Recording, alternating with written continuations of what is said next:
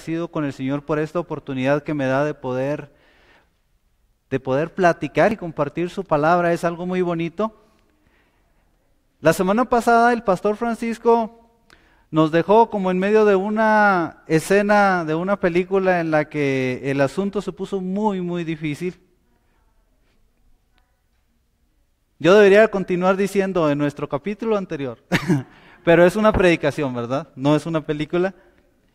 Acusaron falsamente al apóstol San Pablo, lo acusaron de, mentiras en su contra. En medio del templo de Jerusalén, algunos judíos que venían de Asia, se cree que venían de hecho de Éfeso, porque conocieron a Trófimo. Estos judíos, cuando ven a Pablo, traman cómo capturarlo. Se me hizo muy interesante, me puse a estudiar un poquito acerca de cómo estaba todo en el tiempo que sucedió. Estaban cerca de la fiesta del Pentecostés, muchísima gente en el pueblo, en el templo, no sé cuántas personas, cientos, posiblemente miles de personas. Y estos hombres astutos miran a Pablo entre la multitud y se acercan despacio, tratando de esconderse entre las personas. Cuando ya están muy cerca de Pablo, ¿saben qué hacen? Lo agarran y empiezan a gritar: varones judíos, ayudad, hermanos, ayudad. Y empiezan a decir: este hombre es el que predica en contra del templo, el que predica en contra de Jerusalén. Y empiezan a decir que incluso metió a un gentil a el área del templo. Todas estas eran acusaciones muy graves y eran unas mentiras. Entonces, cuando sucede esto, todas las personas que estaban ahí molestos por esta razón, agarraron a Pablo, lo empezaron a golpear y dice que lo sacaron arrastrando del templo. Cuando lo sacaron del templo, en ese momento cerraron las puertas y lo empezaban a golpear queriéndolo asesinar. Hasta ahí nos quedamos con esta historia que nos platicó el pastor Francisco. O sea, estaba en medio de un punto muy, muy grave. Estaban a punto de matar al apóstol San Pablo. Los invito a que hagamos una oración antes de continuar. Señor bendito, gracias. Eres muy bueno con nosotros, Padre. Gracias por descubrirnos el corazón de un hijo tuyo que te entregó completamente su vida, Señor. El apóstol Pablo decía: para mí el vivir es Cristo y el morir es ganancia. Su vida no importaba para él, porque él te la entregó a ti, Señor. Y al igual que todos los que han puesto su confianza en ti, Señor, de forma sobrenatural, Señor, tú mueves las cosas para que tus hijos puedan cumplir ese propósito por el cual tú los llamaste, Señor. A cada uno de mis hermanos y de mis hermanas que están en este lugar, Señor, tú los llamaste con un propósito, y en este día, Señor, yo te invito que toques sus corazones, que permitas que el Espíritu Santo hable a sus corazones y que ellos empiecen a pensar y a descubrir cuál es el propósito por el cual los has llamado. Te pido lo mismo para mí, Señor, para mi familia. Te ruego, Señor, que cada uno de tus hijos que te están escuchando este mensaje a través de las redes sociales descubran ese propósito maravilloso por el cual lo llamaste, Señor. Es la razón de nuestra vida. Para alcanzar el éxito necesitamos saber para qué nos llamaste tú al cuerpo de Cristo, Señor. Y lo queremos hacer, Padre. Te bendecimos en esta hora y te agradecemos tanto tu misericordia. Gracias en el nombre de Jesús. Amén. Cuando estaba yo leyendo toda esta historia, estaba yo muy impactado con la fuerza de este hombre, el apóstol Pablo. En medio de un problema muy, muy grave, vemos que lo agarran, lo sacan arrastrando y lo están golpeando, intentando matarlo. Todo esto se escucha así muy fácil, ¿verdad? Pero cuando a ti te golpean, un golpe pequeño hace que te molestes, varios golpes hacen que te duela. Pero cuando la intención es matarte, no me imagino el grado de dolor que sentía.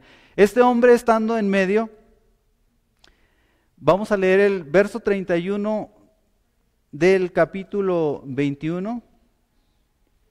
Por favor, los invito. Y nos dice: procurando ellos matarle, se le avisó al tribuno de la compañía que estaba en la ciudad de Jerusalén, que toda la ciudad de Jerusalén estaba alborotada Tomando luego soldados y centuriones, corrió a ellos, y como ellos vieron al tribuno y a los soldados, dejaron de golpear a Pablo. Cuando yo leí esto, me hice preguntas igual que todos nosotros cuando estamos leyendo la Biblia, porque algunas veces nos lleva de un pasaje en el que sucede algo así, como muy repentino, y decimos, ¿cómo es que le hablaron al tribuno y llegó con los soldados en el momento oportuno y ya no le siguieron haciendo daño? Algunas veces he escuchado comentarios de personas que no creen en la Biblia, que dicen, ¿cómo es posible que esto sucedió así tan de repente? Entonces, para mostrarles a las personas que no creen estas cosas, para mostrarles la veracidad de la Biblia, algunas veces necesitamos informarnos un poquito más. Esmeralda, ¿podrías poner la fotografía que te mandé? Y ahí tenemos una fotografía que representa el templo de Israel, el templo de Jerusalén, y en un lado tenemos lo que se le llama la fortaleza Antonia. Les voy a leer un pequeño dato acerca de la fortaleza Antonia. Dice, el cuartel general de las fuerzas romanas era la fortaleza Antonia, situada al borde de un precipicio con vista a los terrenos del templo desde sus torres. Desde estas torres los centinelas tenían una clara visión del área del templo donde era muy probable que estallaran disturbios civiles durante las principales celebraciones religiosas. Y como estamos hablando de que estábamos en el tiempo del Pentecostés y había muchas personas, los soldados romanos desde esas torres estaban pendientes alrededor y estaban pendientes hacia adentro del templo. Cuando sacan al apóstol Pablo y que cierran las puertas tras él y que empiezan a golpearlo, ellos inmediatamente dan aviso al tribuno. Y el tribuno desciende corriendo, dice que toma soldados, dice, y centuriones. Me llama mucho la atención esto. Los romanos todo lo hacían a conciencia, todos fueron el pueblo que conquistó el mundo por 800 años. O sea, no eran un pueblo que estuviera pensando, no, al rato se aplaca, no pasa nada. No, ellos actuaban y actuaban inmediatamente.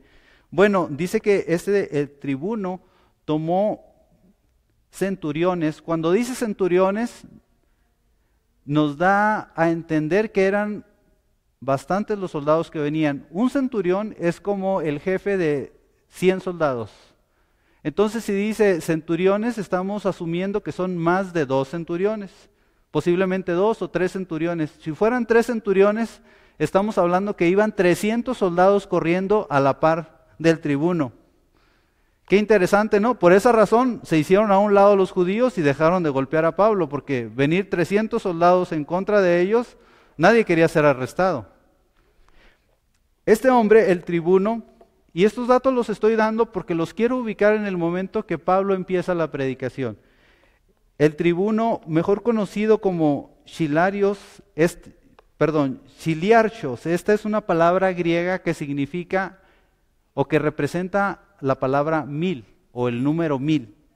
Esta palabra se le daba porque en esta fortaleza, la fortaleza Antonia, siempre había 1000 soldados romanos como guardia, que son los que comandaban y protegían la ciudad de Jerusalén. Entonces, de ahí viene la palabra tribuno. Y la Biblia nos da muchos datos acerca de las cosas que nos enseña. Tú estás leyendo una historia y si tú buscas realmente, te lleva a diferentes partes y pasajes donde te amplía toda la información. De hecho, este tribuno era un hombre y tenía un nombre común y el nombre de él era Claudio Lisias. Y esto viene en Hechos 23. Capítulo 23, verso 26, y ahí viene el nombre, lo vamos a ver dentro de 2 semanas, el pastor Francisco seguramente nos va a hablar de esto, y el nombre de este comandante es Claudio Lisias. Estos hombres bajaron rápidamente, los judíos se apartaron, ellos llegaron y apresaron a Pablo, que era el que estaba en el piso, todo golpeado, lo agarraron los soldados y le pusieron cadenas en las 2 manos. Cuando ya lo tenían atado, empezaron a preguntar, ¿qué pasó? ¿Quién es este hombre y qué fue lo que hizo? Y como era mucho la multitud y no se ponían de acuerdo, unos gritaban una cosa y otros gritaban otra, el tribuno tomó una decisión rápida y dijo, llévenselo a la fortaleza. Entonces lo cargaron porque la gente, al ver que se les escapaba a Pablo, empezaron a querer golpearlo incluso encima de los soldados. Los soldados tomaron en peso a Pablo y lo llevaban caminando. Cuando llegaron hasta las escaleras, que ya lo iban a meter dentro de la fortaleza, Pablo les pide oportunidad de hablar con el pueblo. Les voy a leer estos versos, están capítulo 21, versos 37 al 40.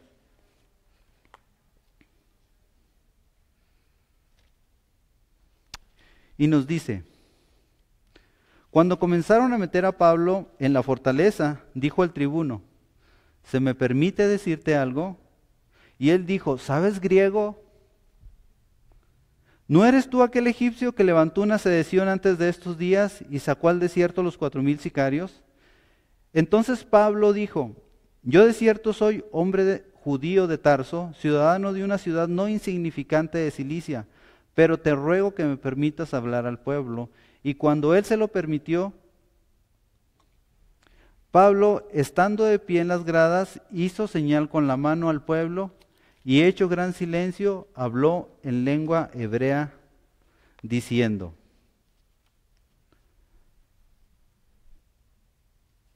vemos a este hombre en medio de un problema muy, muy grande. Lo vemos que está rodeado de soldados romanos, lo vemos que está en medio de un pueblo que lo quiere asesinar.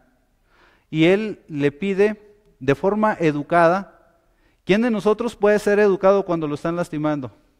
Muy difícil, ¿verdad? Cuando te están lastimando, lo menos que piensas es en guardar la compostura y portarte bien. No, o sea, generalmente actuamos carnalmente. Bueno, este hombre, recuerden, es un hombre que está lleno del Espíritu Santo, es un hombre que anhela servir al Señor con todo su corazón y que su vida la ha dedicado al servicio de Dios.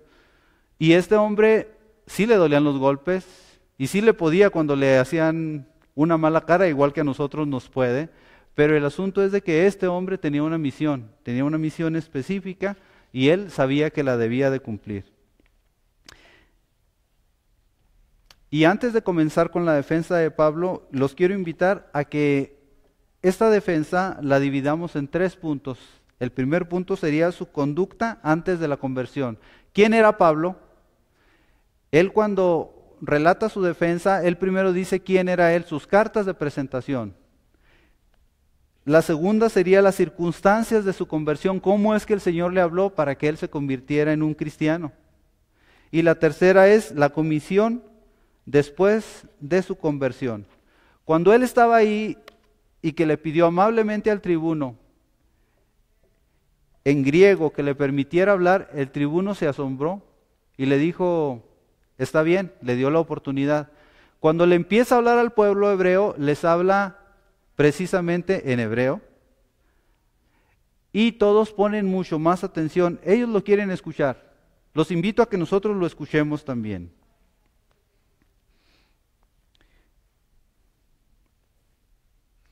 Verso 22, capítulo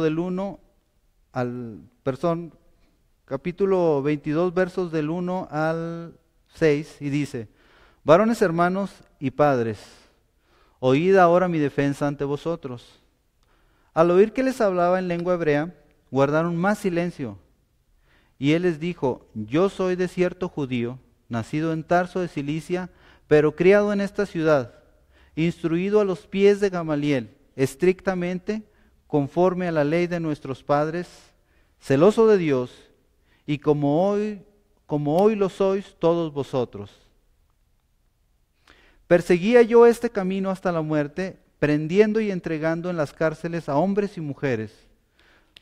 Como el sumo sacerdote también me es testigo, y todos los ancianos, de quienes también recibí cartas para los hermanos, y fui a Damasco para traer presos a Jerusalén también a todos los que estuviesen ahí, para que fuesen castigados.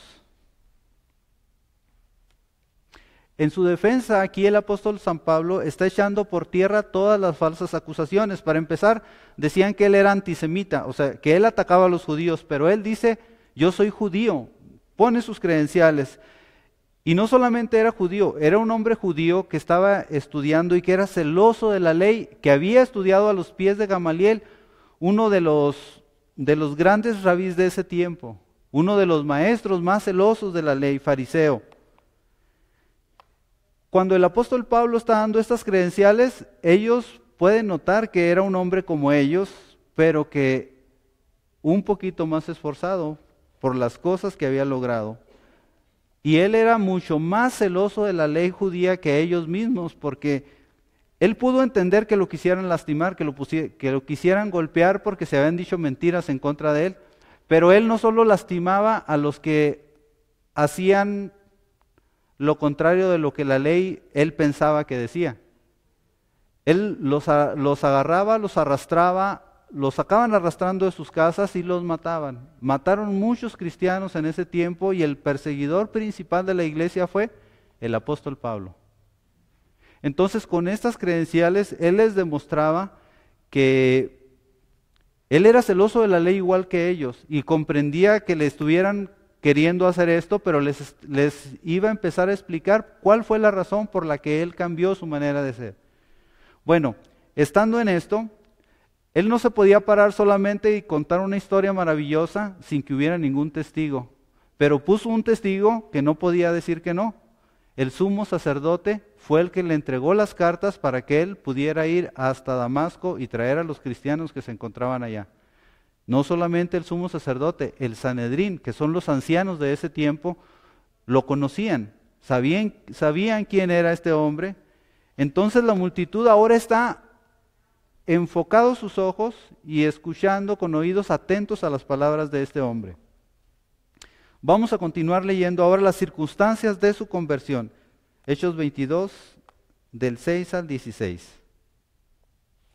Pero aconteció que yendo yo, al llegar cerca de Damasco, como a mediodía, de repente me rodeó mucha luz del cielo, y caí al suelo, y oí una voz que me decía: Saulo, Saulo, ¿por qué me persigues? Y yo entonces respondí: ¿Quién eres, Señor? Y él me dijo: Yo soy Jesús de Nazaret, a quien tú persigues. Y los que estaban conmigo vieron a la verdad la luz y se espantaron, pero no entendieron la voz del que hablaba conmigo.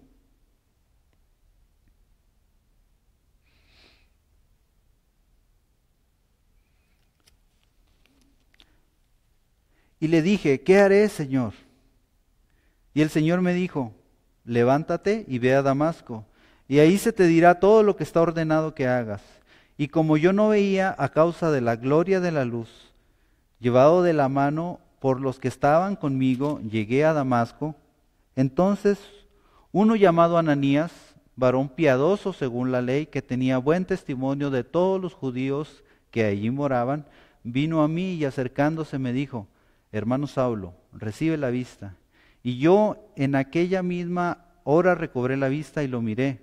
Y él dijo: el Dios de nuestros padres te ha escogido para que conozcas su voluntad, y veas al justo, y oigas la voz de su boca, porque serás testigo suyo a todos los hombres de lo que hoy has visto y oído. Ahora pues, ¿por qué te detienes? Levántate y bautízate, y lava tus pecados, invocando su nombre.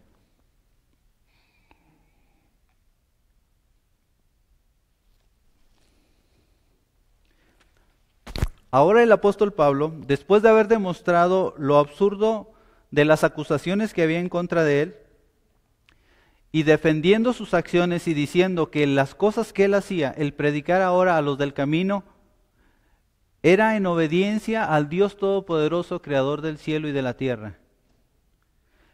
El apóstol Pablo, que en otros tiempos fue el principal perseguidor del cristianismo, ahora se convirtió en su principal defensor. Esto lo hizo como sumisión a Dios. Pero imagínense, las personas que lo están escuchando esta historia, y Pablo dice que escucha una voz desde el cielo cuando baja esa luz y lo deja ciego, que le da órdenes específicas de lo que tiene que hacer y que lo deja ciego que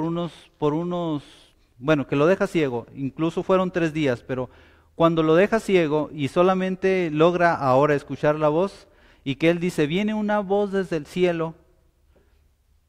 Las personas que estaban ahí, que sabían que hablaba precisamente de Jesús, que cuando Pablo estaba siendo llevado por los soldados romanos, ellos gritaban, muere, muere. Estos mismos, muchos de estos mismos habían gritado cuando a Jesús, habían gritado, crucifícalo, crucifícalo. Es muy difícil para gente que había matado a Jesús y que estaban en contra de esta nueva manera de pensar que era la iglesia, que era los del camino o el cristiano. Para ellos era muy difícil aceptar que ese hombre al que ellos habían matado ahora había resucitado y ahora estaba predicando a todas las personas que había una oportunidad. Después de que tú has cometido un pecado, hermano, después de que tú has hecho lo malo delante de los ojos de Dios, no es fácil que ahora te pares ahí y digas, no, no pasó nada, todos estamos bien. No. Imagínense, estos hombres habían matado a Jesús y ahora estuvieron a punto de matar al apóstol Pablo. Sin embargo, el apóstol Pablo no solamente dice lo que sucedió como una historia que le pasó a él y que no hubo ningún testigo. Había testigos de este hecho y los testigos eran los soldados que iban junto con él, que habían escuchado, habían visto la luz, escuchaban la voz, pero no entendían de lo que se estaba diciendo. ¿Por qué no entendían lo que se estaba diciendo? ¿Saben por qué? Porque era un mensaje exclusivo para el apóstol San Pablo, que había sido el elegido del Señor para llevar este mensaje. ¿Y qué hizo el apóstol Pablo cuando recibió este mensaje? Respondió, ¿qué haré, Señor? Y yo te quiero preguntar, mi hermano y mi hermana que estás aquí, cuando el Señor te llama, ¿cómo es tu respuesta? El apóstol Pablo dijo, ¿qué haré? Y desde ese momento decidió entregar su vida por completo al Evangelio. Mira, cuando el Señor nos llama para hacer algo, nosotros tenemos la opción de decir que sí o de decir que no. Y cuando ya estamos dentro de su voluntad, tenemos la opción de hacer eso que se nos dijo con gusto, con amor, o de hacerlo incómodos o molestos. Me quiero detener un segundito aquí porque mira, cuando el Señor te llama, Él solamente te llama porque te ama y porque te quiere rescatar de una condenación eterna. Él quiere que tú tengas una muy buena vida delante de Él. Cuando Él te llama para esto, Él te empieza a dotar de dones, de talentos y te bendice de una manera maravillosa para que tú puedas ser libre y disfrutar de esta vida mientras tú cumples con toda tu comisión. Pero nosotros como seres humanos rebeldes, es muy fácil que cambiemos las cosas y que las circunstancias nos muestren una realidad diferente a la que el Señor tiene para nosotros. Cuando nosotros escuchamos esta historia, el apóstol Pablo lo golpearon, estaba todo amoratado, posiblemente estaba sangrado, rasguñado, estaba encadenado. Cuando estaba ahí en las gradas, no importó que estuviera en el peor lugar, estaba en una fortaleza romana rodeada de soldados romanos y el pueblo de Israel enfrente de él, enojados queriéndolo matar. Sin embargo, él hizo todos sus sentimientos a un lado y les empezó a hablar de la esperanza que había en su corazón, que era el amor de Jesucristo. Mira, hermano, cuando a ti le entregas tu corazón al Señor y el Señor te dice, acompáñame a la iglesia, y tú llegas a la iglesia y tú empiezas a escuchar la palabra y de repente, después de mucho tiempo que el pastor nos dice, hermanos, necesitamos servidores, necesitamos maestros, necesitamos gente en la alabanza, necesitamos gente en la puerta, necesitamos gente. Después de mucho tiempo tú te convences y dices, bueno, pues voy a ayudar en algo. Algunos de nuestros hermanos, cuando empiezan o cuando empezamos, yo así empecé, nos ponen en la puerta primero a recibir a los demás. ¿Qué haces cuando estás en la puerta para recibir a los demás? Das tu mejor sonrisa y le saludas a las personas, muy contento. Y cuando alguien llega y te saluda muy contento, te alegras, tu corazón se alegra. Porque es bonito que te regalen una sonrisa después de que tú la das. Y cuando te dan un abrazo te pones más contento todavía, sientes el amor de los hermanos. Y cuando alguien te hace una mala cara, ¿qué pasa? Piensas muchas cosas en tu mente y dices, ¿qué le pasa a este hermano? Y después de eso, cambia tu actitud hacia los demás que no tuvieron la culpa. Además, cuando esa persona entró y te hizo la mala cara, no tienes idea por qué situación está pasando ese hermano o esa hermana. No tenemos la más remota idea. Hay gente que para llegar aquí ha sufrido. Hay gente que se le descompuso su carro y alcanzó a llegar caminando.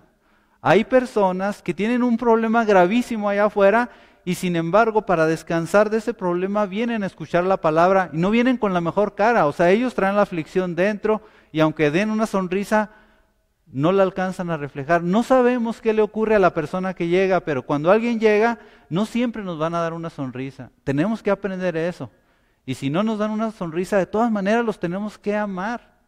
La Biblia dice, en esto conocerán que son mis discípulos, dijo Jesús, en que se amen los unos a los otros. Entonces, tenemos que amar a las personas. Si tu tarea es solamente saludar, entregar un sobre y decirle bienvenido a la iglesia, hazlo con todas tus ganas, con todas tus fuerzas y que el amor de Cristo se refleje en ti cuando lo hagas. Si alguien te hace una mala cara, no debe de cambiar el asunto. Imagínate que el apóstol Pablo que hubiera dicho, no, ya me golpearon, me quieren matar, ¿por qué les voy a hablar de Jesús? Que sigan en su ignorancia. No, el apóstol Pablo se quiso predicar su palabra aún así. No solo es para mis hermanos que están en la puerta, para todos. Yo hablaba con mi hijo Jesús, estaba tocando la guitarra hoy por primera vez y estaba contento y de repente me dice, híjole, algunas veces el maestro es duro. Le digo, ¿y qué esperas? Estás aprendiendo, te tienen que corregir. Dice, sí, pero le digo, no, mijo, tu corazón tiene que ser recto delante del Señor. ¿Cuál es la razón de estar aquí alabando al Señor? Es alabar al Señor, no es para que alguien te agradezca, ni para que te aplaudan, ni para que te digan, eres el mejor. No, vienes a alabar al Señor. Si te aplauden, qué bueno, pero la gloria es para el Señor, lo decimos siempre, ¿verdad? Y qué bueno que alguien te reconozca y te diga, qué bueno que le estás echando ganas, o te viste bien, pero eso no es lo importante es alabar al Señor. Si alguien te regaña, o si alguien te dice, ya no lo vas a hacer por un tiempo, espérate, de todos modos tú tienes que alabar al Señor. O puedes decir, no, yo ya no hago nada. Esa es otra cosa que puedes decidir. Pero si tú quieres servir al Señor, ninguna de esas circunstancias te debe de cambiar. Igual en cada una de las cosas que servimos, los maestros, ser maestro es algo maravilloso también. A mí me gusta dar clases. Y cuando los chicos, le he dado clases a los jóvenes de 13 a 16 años, son un grupo hermoso y si alguna vez tienes oportunidad y tienes el llamado de ser maestro, yo te invito a que les des clases a ellos. Son el mejor grupo que yo he conocido. Cuando estás delante de ellos, todos están así, expectantes a ver de qué les vas a hablar. Y luego te están haciendo preguntas, muy inteligentes las preguntas que a sus papás no les van a hacer, pero a ti sí te las hacen. Entonces tienes una oportunidad maravillosa, pero también me ha tocado grupos que cuando estoy dándoles la clase ellos están allá por otro lado con el chicle, pareciera que no les importa. Y no por eso yo voy a salir diciendo, no, ya no voy a dar clases. Claro que no. Si el Señor me llamó para dar clases y en ese momento estoy dando clases, hay que hacerlo con toda nuestra pasión, hay que prepararnos con gusto, con ganas, hay que tratar de enseñarles y no siempre van a recibir la enseñanza bien. Pero que eso no cambie, que el Señor te llamó para que tú lo hicieras de una forma excelente. Vamos a tratar de hacer todo con excelencia y todo me refiero a todo. Esta vez yo estaba estudiando para esta enseñanza y leí pues bastantes cosas. Me preparé, yo creo que me preparé a conciencia y digo, Señor, úsame. Y yo pienso, bueno, el Señor me llamó para que diera esta enseñanza y yo estoy obedeciendo, me voy a preparar, voy a estudiar. Muchas personas han orado por mí y eso es algo maravilloso. Pero de que las personas reciban la enseñanza no depende de mí, depende de cada persona. El Espíritu Santo toca nuestros corazones, el Espíritu Santo nos dice que estemos alertas porque tiene una palabra para nosotros, pero depende de nosotros que la recibamos o no. Bueno, cada cosa que hacemos siempre vamos a hacerla con pasión y con amor para el Señor. Y todos tenemos diferentes estilos. Yo he visto predicadores que te captan la atención por las cosas que hacen, hablan muy fuerte o gritan o bailan o se mueven para un lado, y otros muy serios que están en un solo lugar, de todas maneras te captan la atención. Bueno, cada persona tiene su estilo, no todos somos iguales. Tú en lo que tú haces, de la forma que tú lo haces, trata de hacer el mejor. Inténtalo, porque lo que haces no lo haces para que otros lo vean bien, lo haces para el Señor. Y el Señor te hizo único en cada cosa que hagas. Dice la Biblia que si un vaso de agua se lo das a una persona, en el nombre de Jesús, tienes una recompensa de parte de Dios. Vamos a continuar entonces ahora con la comisión que tenía el apóstol Pablo. Leemos Hechos 22, del 17 al 21.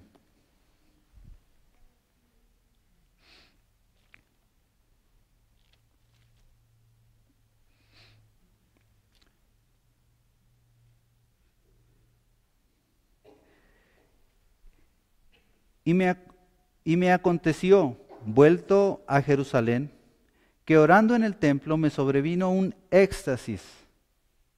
Eso de un éxtasis, mis hermanos, es algo que solamente a los que realmente se meten en la presencia del Señor les permite ver. O sea, es un regalo para sus hijos que lo buscan profundamente, pasando horas en ayuno, en oración y en la presencia del Señor, en el estudio de su palabra. Y hace un rato nuestra hermana Patti nos invitó. Este sábado tenemos la oportunidad de hacerlo todos juntos como iglesia. El que quiera venir es bienvenido. El que quiera orar y ayunar desde su casa es bienvenido a hacerlo desde su casa también. Y no tiene que ser este día, puede ser cualquier día, pero este es un día especial que el Señor quiere que lo hagamos juntos como iglesia. Si tú quieres, mi hermano y mi hermana, están invitados a participar de este ayuno.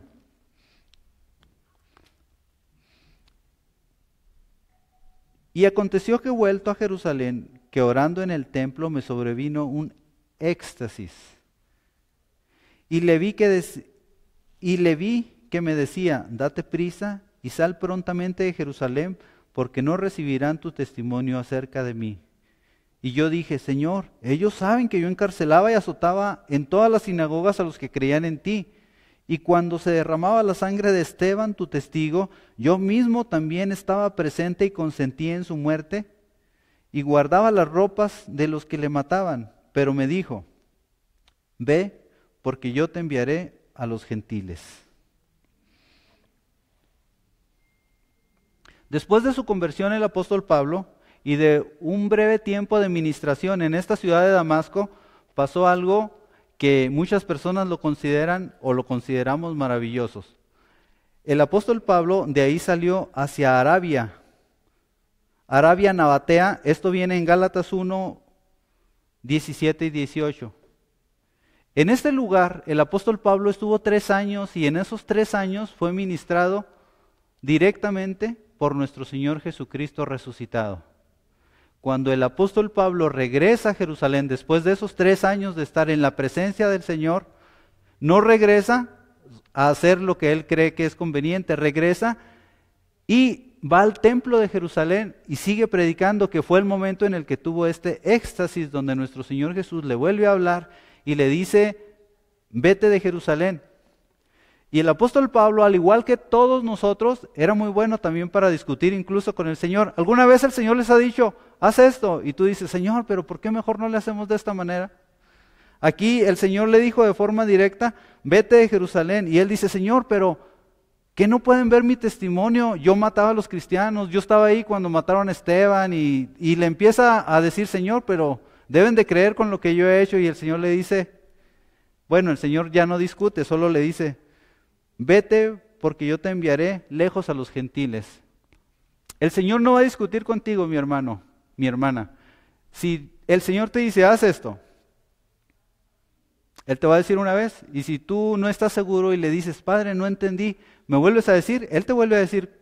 Pero si tú lo que quieres es discutir, no, Señor, pero ¿por qué mejor no de esta manera? Él te va a dar una última palabra y de ti va a depender el hacer caso o no. El Señor es maravilloso y nos tiene mucha paciencia, pero Él no cambia su manera de pensar. Él es en una sola línea. Cuando Él dice esto así, es así. Yo decido hacerlo o no, pero Él es claro en su manera de enseñarnos y en su manera de dirigirnos. ¿Y saben qué? Este grupo de hermanos judíos, hermanos del apóstol San Pablo, hasta aquí le quisieron escuchar. Cuando escucharon que era a los gentiles, ellos ya no quisieron saber nada más. Y vamos a leer esa parte. Le oyeron hasta estas palabras, verso 22. Entonces alzaron la voz diciendo, quita de la tierra a tal hombre, porque no conviene que viva. Y como ellos gritaban y arrojaban sus ropas y lanzaban polvo al aire, el tribuno mandó que lo metiesen en la fortaleza y ordenó que fuese examinado con azotes para saber por qué causa clamaban así. Pero cuando le ataron con correas, Pablo dijo al centurión que estaba presente, ¿os es lícito azotar a un ciudadano romano sin haber sido condenado? Cuando el centurión oyó esto, fue y dio aviso al tribuno diciendo, ¿qué vas a hacer? Porque este hombre es ciudadano romano. Vino el tribuno y le dijo, dime, ¿eres ciudadano romano? Y él contestó, sí. Respondió el tribuno, yo con una gran suma adquirí esta ciudadanía. Entonces Pablo le dijo, pero yo lo soy de nacimiento. Así que luego se apartaron de él los que le iban a dar tormento, y aún el tribuno, al saber que era ciudadano romano, también tuvo temor de él.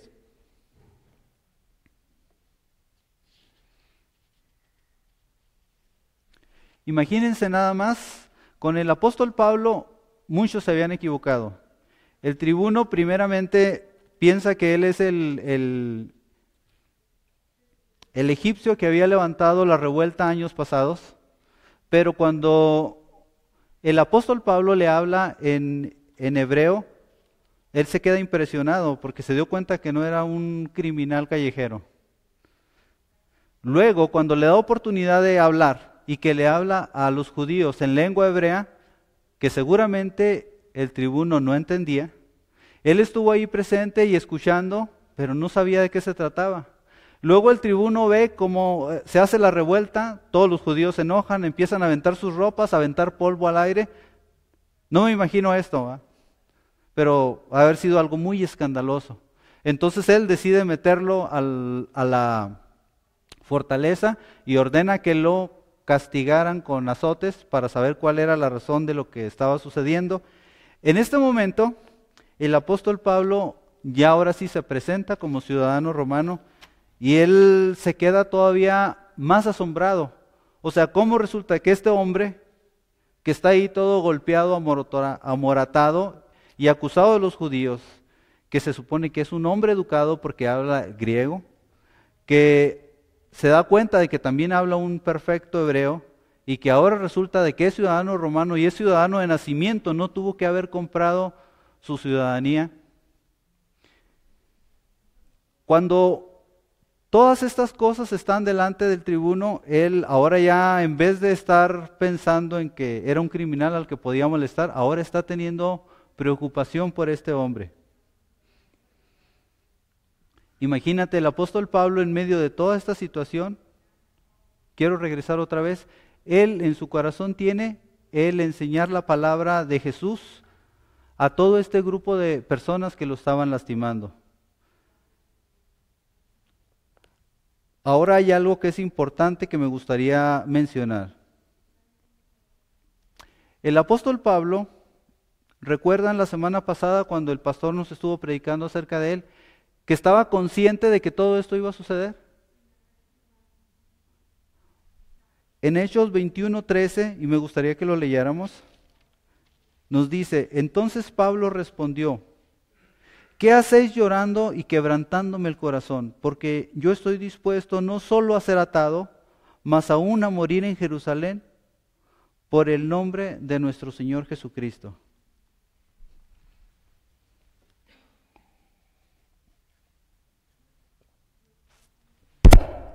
Y tengo una pregunta para ustedes, mis hermanos. ¿Quién vino hoy con la intención de que el Señor les hablara? Saben que yo vine pidiéndole al Señor que me hablara a través de la predicación y rogándole al Señor que esta predicación fuera de bendición y que le hablara a mis hermanos que están junto conmigo. El apóstol Pablo sabía todo lo que iba a sufrir. Incluso la semana pasada el pastor nos ponía un ejemplo de cuando llegó este profeta Agabo y que agarró el cinto, uno de los cintos que estaban ahí, y se ató las manos y se ató los pies y dijo, así dice el Espíritu Santo, y con los pies y las manos atadas dijo, así van a hacer con el hombre que es dueño de este cinto. Y ese cinto era del apóstol Pablo. Y el apóstol Pablo ya sabía, porque antes le habían dicho que iba a suceder eso, y el Espíritu Santo a él mismo le había dicho que iba a suceder eso, que lo iban a apresar, que lo iban a lastimar en Jerusalén y que iba a sufrir por todas estas cosas. Y apenas empezaba su tiempo de sufrimiento. Y sin embargo este hombre dijo, estoy dispuesto no solo a ser atado, más aún a morir en Jerusalén por el nombre del Señor Jesucristo. Y la pregunta es para nosotros, ¿a qué estamos dispuestos nosotros por nombre del Señor Jesucristo? Si todos nosotros, el Señor dio su vida por nosotros, nos salvó, nos llamó para que fuésemos la sal o la luz del mundo, para que le diéramos sabor a la existencia, para que predicáramos su palabra, para que, ¿qué es lo que hace la luz? Nos muestra, y cuando nos muestra sabemos qué está bien y qué está mal. Dios nos llamó a esto. Pero ¿qué estoy dispuesto yo a hacer por seguir la voluntad del Señor en mi vida? ¿Saben, mis hermanos, que dentro de 2 días vamos a ser probados todos nosotros que vivimos aquí en Estados Unidos? Y van a ser probados nuestros hijos hasta los más chiquitos. ¿Cómo vamos a ser probados? Hoy es 29 de octubre, en 2 días es 31 de octubre. Viene una celebración, que es una celebración que en sus orígenes fue una celebración en la que se ofrendaban niños y mujeres vírgenes para sacrificarlos a los demonios, que se ha ido transformando y ahora parece una fiesta nacional que todo el mundo lo ve como que es algo muy bonito y muchas personas participan. Y niños vestidos con sus trajes, algunos de brujos, algunos de superhéroes y algunos de angelitos, salen a la calle pidiendo dulces. Todo parece muy bonito y muy inofensivo, pero tiene un origen malo. El origen es para festejar a Satanás. Y yo he escuchado de algunos pastores que dicen, y no dudo que esto haya sido así, pero que dice que a ellos el Señor les ha dicho que ese día lo utilicen para hacer versos y compartirle a las personas que llegan hasta su puerta y hablarles acerca de Jesús, que cuando alguien llega a su puerta los invitan y les hablan acerca de Jesús. Yo no dudo que el Señor les haya llamado para eso, pero la mayoría de las personas o la mayoría de los cristianos que deciden participar en esta fiesta del Halloween, lo único que quieren es la fiesta y los dulces y divertirse. No quieren llevar el nombre de Jesucristo. Yo los invito, mis hermanos, a que reflexionen en esto y no estoy juzgándolos ni siquiera me interesa quién participa y quién no. Eso es algo muy personal entre ustedes, su corazón y el Señor. Pero es necesario que conozcan la verdad de las cosas. Y la verdad es que esta es una fiesta que es para el diablo. Y tiene un origen malo. Y ese día, satánicos de todo el mundo y algunos de los sacerdotes antiguos que siguen practicando de los celdas, siguen practicando esto. Esos días hacen sacrificios grandes a Satanás. Entonces, lo que yo quiero decirles, mis hermanos, es de que ustedes piensen antes de participar. Y si ustedes participan y el Señor en su corazón les dice, está bien, mijo, tú puedes hacerlo y hazlo de esta manera, depende de ustedes. Pero si no es así, no participen. Cuando yo leo la Biblia y cuando leo acerca de la tentación que fue al primer hombre, por la cual entró el pecado a todo el ser humano, y que la tentación fue algo muy sencillo. Dios les dijo, de este árbol no coman, de un solo árbol todo podían hacer, de todo podían comer, y de un árbol les dijeron, no coman de este porque el día que coman van a morir. Y pues la historia todos la conocen. Adán comió, y cuando comió Adán, entró el pecado al mundo. Y yo decía, pero algo tan sencillo, o sea, ¿por qué no comió de otra cosa? Pues si le dijeron de ese no, pues... ¿No creen que es algo sencillo esto que está pasando también?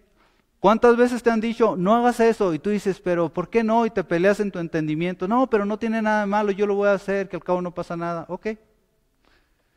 Es que el pecado así es. Es algo que te llama la atención, es algo que parece sencillo, pero que al final el fruto que trae es un fruto de muerte. Y no solo en esto vamos a ser probados, en muchas otras cosas. Yo quiero invitarlos a que pensemos mucho en esto, mis hermanos, porque ¿cuál es la razón de nosotros apartarnos del mundo y no participar de todo lo que el mundo hace? La razón es que le pertenecemos al Señor. Cuando Él dice que somos santos, es que somos apartados para Él, para el servicio de Él y para representarlo a Él. Tú eres cristiano, tú eres cristiana, representas al Señor Jesús a donde tú vayas, siempre. Hay lugares en los que tú vas que el Señor Jesús no iría.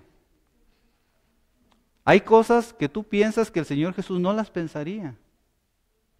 Sin embargo, Él es paciente contigo porque te ama.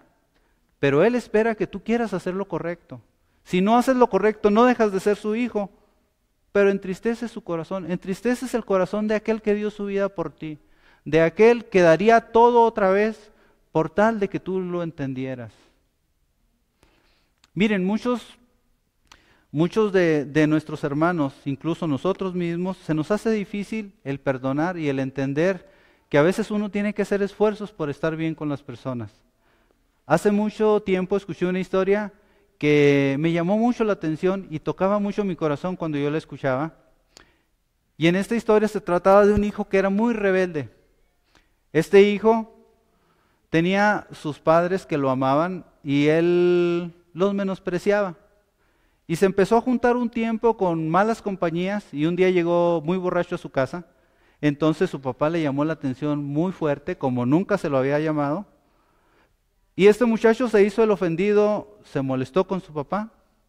Le dijo las peores cosas que jamás le podría haber dicho a su papá y se fue de la casa. Porque ya tenía edad suficiente para mantenerse solo, él pensaba. Este muchacho se va de la casa. Y se da cuenta que el mundo no era fácil. Ahora él tenía que trabajar por su propia comida. Y la ropa esa bonita que utilizaba ya no la podía comprar. Ahora tenía que usar pues ropa usada y ahora tenía que ver a ver quién le daba la oportunidad de estar unos días en un lugar, otros días en otro lugar. Y era puro sufrir y batallar. Sin hablar cuando se llegó el tiempo de frío, ¿verdad? Para bañarse era difícil, todo era difícil. Sin embargo, el orgullo era más grande que las dificultades que estaba pasando y cada vez se iba más lejos y más lejos. No quería saber nada. Cada vez que sufría le echaba la culpa a su papá. Dice, pues por su culpa me fui. Sí. Y su papá muy triste, con su corazón quebrado porque solamente tenía un hijo. Todas sus esperanzas estaban puestas en este muchacho ingrato que se fue. Pasó un año, pasaron 2 años. Después de 2 años se quebró el orgullo de este muchacho. Y este muchacho anhelaba con todo su corazón el abrazar a su mamá, el estar calientito ahí en su casa, el poder abrazar a su papá y decirle que lo quería, el poder recibir un cafecito calientito ahí sentado mientras veía la televisión, cosas que estaban lejos de él. En medio de todo esto, por un momento piensa que realmente la regó y que necesitaba regresar a su hogar. Por lo menos necesitaba regresar a pedir perdón. Y hace una carta muy bien redactada en la que le decía, papá, perdóname, yo sé que fui un mal hijo, yo sé que no debí de decirte esas cosas, no sé qué me pasó en ese momento, te ofendí, te lastimé, pero me arrepiento con todo mi corazón, perdóname, déjame regresar a casa, yo quiero abrazar otra vez a mi mamá, quiero otra vez abrazarte a ti, te extraño mucho. Bueno, derramó su corazón en esa carta. Y él decía, pero yo sé que estás muy enojado conmigo y te pido que me perdones. Dice, me daría mucha pena que yo llegue a mi casa y que me eches de la casa. Dice, porque yo me fui, tú no me corriste, yo me fui y tengo miedo de llegar a la casa y que tú me digas, vete. ¿Por qué no me das una señal? Dice, voy a comprar un boleto de tren. Y en este tiempo que el muchacho vivía en su casa, afuera de su casa, había un árbol de manzanas y como a 50 metros de ahí pasaba la vía del tren, como a 200 metros más adelante estaba la estación del tren. Y él le dijo, mira papá, voy a ir para mi casa y te ruego que si me perdonas, pongas un pañuelo blanco ahí en algún lugar del árbol donde yo lo pueda ver. Y cuando yo vaya en el tren, me voy a asomar. Y si veo el pañuelo blanco, voy a saber que me perdonaste y entonces me voy a bajar de la estación. Dice, si no me perdonas, pues no pongas nada y yo voy a saber que no está el pañuelo, entonces pues voy a seguir de largo y no voy a llegar a la casa. Y este muchacho iba muy nervioso, ya estaba en el ferrocarril, faltaba media hora para llegar, el muchacho estaba que no lo calentaba ni el sol, le sudaban las manos, estaba sentado en su asiento y veía por la ventana. Y luego se asomaba para abajo, no hallaba qué hacer, ya estaba muy cerca de su casa. Faltaban 15 minutos para llegar, no hallaba qué cosa hacer. Y un hombre que estaba ahí sentado le dice, ¿qué pasó muchacho? ¿Qué pasa contigo? ¿Por qué tan nervioso? Dice, es que, y le cuenta toda la historia. Y yo espero que cuando pasemos por ahí, la casa es una casa amarilla y afuera está un árbol de manzanas y yo espero que esté ahí un pañuelo blanco. Le dice, ¿y qué te preocupa? Dice, es que tengo miedo que no vaya a estar. Y ya faltaban 2 minutos para llegar, ya habían entrado al pueblo, ya las casas se venían acercando muy rápidamente y el muchacho le dice, Señor, por favor, no quiere mirar por mí, es que tengo miedo mirar. Y el muchacho se agachó así en su asiento y estaba tapado con sus manos. El ferrocarril seguía avanzando y el señor estaba atento a ver si encontraba el árbol con un pañuelo. Y luego le dice, ya debemos de estar aquí, decía el muchacho, y el señor le dijo, sí, ya vi la casa amarilla. Dice, fíjese bien en el árbol, entre las ramas de arriba, debe de haber un pañuelo blanco. Y dice, no hay un pañuelo blanco. Dice, fíjese bien. Dice, bueno, es que mi papá ya es un hombre grande, a lo mejor entre las ramas de en medio, dice, es que no hay un pañuelo blanco. Dice, fíjese, a lo mejor en las ramas de abajo, pues a lo mejor no lo pudo poner. Dice, no hay un pañuelo blanco. El árbol completo está lleno de pañuelos. Y este muchacho, con un corazón agradecido, se baja y llega hasta con sus papás. ¿Por qué te cuento esta historia? Todos hemos ofendido al Señor, todos, de muchas maneras. De la forma más tonta que nos podamos imaginar, dijimos, hicimos o lastimamos su corazón. Pero Él siempre está ahí esperándonos porque nos quiere perdonar. Cuando tú ves la cruz, esa cruz en la que Él tuvo que extender sus brazos así, extendió sus brazos así, para que tú veas cuánto te ama. Si a un niño pequeño de 2 años tú le dices, ¿cuánto me quieres? El niño dice así. El Señor realmente te ama así y dio su vida por ti. Y Él espera que tú seas un hijo fiel, que le quieras obedecer. Dice la Biblia que si eres fiel en lo poco, en lo mucho te va a poner. ¿Dónde quieres que el Señor te ponga? ¿No anhelas tener una bonita familia en la que tus hijos te respeten, en la que tus padres te amen, en la que tus hermanos te admiren? Eso no es algo que se regala, eso se tiene que ir ganando poco a poco. El Señor te regaló su amor, te regaló su vida, te regaló una salvación eterna. Ahora tú, esfuérzate por lo demás. Los invito a que tengan una bonita semana, mis hermanos, a que piensen en el Señor, a que piensen en lo mucho que ha hecho por nosotros y que si tienen oportunidad, compártanle a los demás acerca de Jesucristo. Que Dios los bendiga y muchas gracias. Señor, has sido muy bueno con nosotros.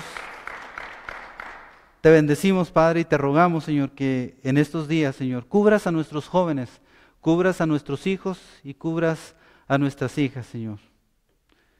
El mundo es un mundo peligroso, Señor, pero sabemos que no estamos solos y tú tienes ángeles acampando alrededor de cada uno de nosotros. Ayúdanos a tomar buenas decisiones, Señor, y a poder representar tu nombre delante de todas las personas, que sepan que tú estás vivo por nosotros y que nosotros podamos ser de bendición a los demás. Te lo pedimos en el nombre de Jesús.